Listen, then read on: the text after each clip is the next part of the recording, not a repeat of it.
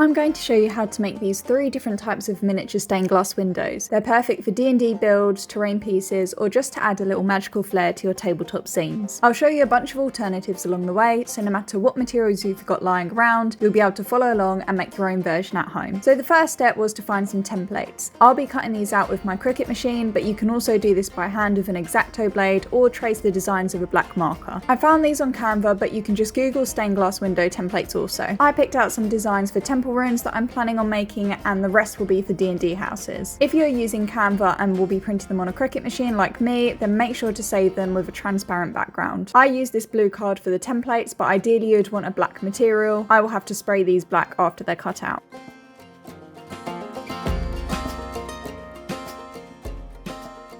Next, I grabbed some heat-resistant acetate sheets to lay the designs on. You don't have to do this step, you can also use baking paper or a silicone mat. I used a bit of glue to hold the designs down while I added the colour.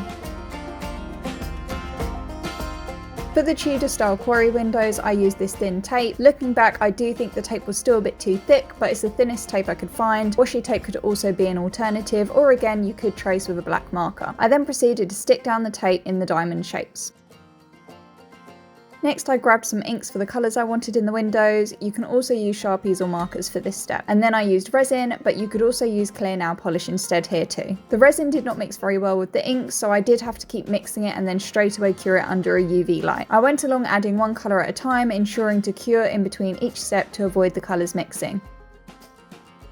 Once they were done, I made sure to cure them fully. You will know when they are done, as they shouldn't be sticky to the touch. You can also leave them out in the sun to finish curing. Next was to make the frames. For this I used wooden popsicle sticks. You can also use coffee stirrers, and then I cut them down to size. I used a nail filer to smooth the edges when done to make them less round. Next, I applied a contrast paint to act as the wood stain. Whilst that was drying, I moved on to the other window frame. For this one, I found some spare foam, and I cut it down into little stone bricks. I glued them around the window. This was a bit messy, but it worked. Finally, for the last window design, I used these wooden sticks from Hobbycraft as the frame, and then I went through the same dyeing process as before. And that's it! These windows will be a great addition to bring a bit of colour and detail to your terrain builds, whether that be temple ruins or a D&D tavern. They look great under a light too if you wanted to incorporate some LEDs into your builds. I hope you liked this video, and I'll catch you in the next one.